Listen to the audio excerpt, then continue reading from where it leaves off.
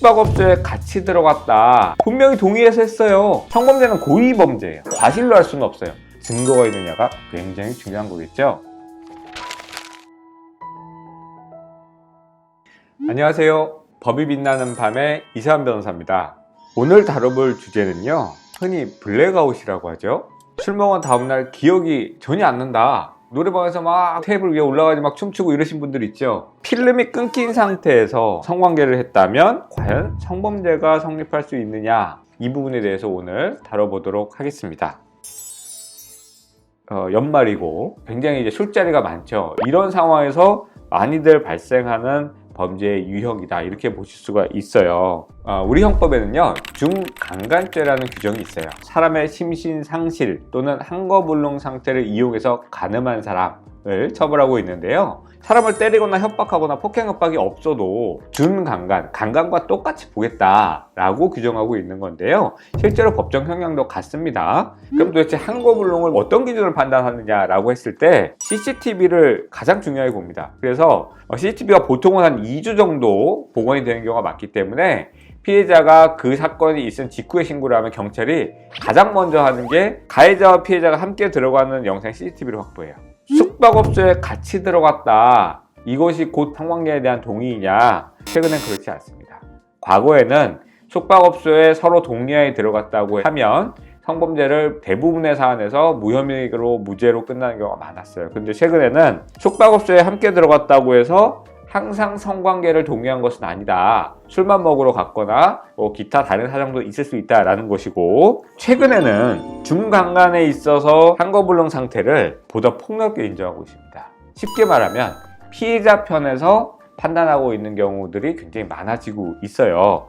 아주 대표적인 판례를 하나 제가 말씀드릴게요. 이 대법원 판례에 따라서 우리 지금 하급심 판례들이 많이 바뀌고 있는 거예요. 여기에 보면 의식을 잃은 상태 또는 완전히 의식을 잃지 않았더라도 그와 같은 사유로 정상적인 판단 능력과 대응 조절 능력을 행사할 수 없는 상태에 있었으면은 심신상실 또는 한거불능 상태에 해당한다, 이렇게 보고 있어요. 그러니까 완전히 막 정신을 잃어가지고 이럴 필요까지는 없고, 정상적인 판단 능력을 잃어서 성적 자기결정권을 제대로 행사할 수 없었다라고 하면 그건 성범죄라는 거예요.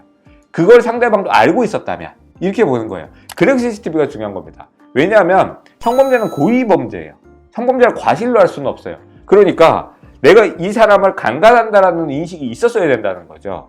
근데 그 상대방이 너무 자연스럽게 행동해. 그리고 너무나도 나한테 호감을 의사표시를 해. 난 당연히 동의한다고 믿을 수밖에 없었어. 이랬을 때 무죄가 나온다는 거예요. 그런데 이게 참 어려운 게요, 실무에서는 가해자 쪽에서 오시든 피해자 쪽에서 오시든 둘 다 억울하다고 얘기합니다. 피해자는 기억이 안 나요. 가해자는 분명히 동의해서 했어요. 이게 중강간죄의 실무상 굉장히 어려운 면이다, 이렇게 보시면 될 것 같아요. 검사든 판사든 그 자리에 없었잖아요. 그랬을 때 어떤 기준으로 판단을 할 것이냐, 증거가 있느냐가 굉장히 중요한 거겠죠. 결국에는 그 당사자 사이에서의 관계가 굉장히 중요해요. 그 자리에서 진짜로 피해자가 가해자한테 호감 표시를 한 것이 맞느냐, 그것이 입증될 수 있느냐, 이게 굉장히 중요하고요. 예를 들면 클럽에서 나올 때 이미 취해서 비틀거린다, 이러면 가해자한테 굉장히 불리하게 작용할 가능성이 높은 거예요. 성관계를 할 당시에도 한거불능 상태에 빠졌을 가능성이 높겠구나. 왜냐면 밖에서보다 실내 안에 들어가면 그 정도 취한 사람이면 잠이 들었을 가능성이 굉장히 높기 때문에 그렇습니다. 여자분이 남자분이 팔짱을 낀다거나 끌어안고 있는 장면이 있다거나 포옹을 한다거나 이런 장면이 있으면 가해자 측에 유리하게 작용할 수가 있고, 그리고 난 다음에 성관계를 한 직후도 굉장히 중요합니다. 성관계를 한 직후에 둘이서 같이 호텔을 나오는데 손 잡고 나오든 팔짱 끼고 나오든 이런 상황이면 당연히 가해자 측에 유리하게 작용을 할 것이고요. 요즘의 재판부는 이렇게까지 판단을 해요. 과연 이 여자분이 맨정신이었다면, 만취한 상태가 아니었다면 과연 성관계에 동의를 할 상황이었느냐, 이것을 핵심적인 판단의 근거로 삼고 있습니다. 이것은 어떤 것과 괴를 같이 하는 것이냐면 성적 자기결정권의 입장에서 판단을 하는 거예요. 성적 자기결정권을 침해될 정도로 술에 취해 있는 상태의 성적 스킨십이 있었으면 그건 성범죄라고 보는 거예요. 근데 어느 정도 술을 마셨지만 본인이 분명히 성적 자기결정권을 행사한 것이다 라고 하면 무죄가 나오는 겁니다.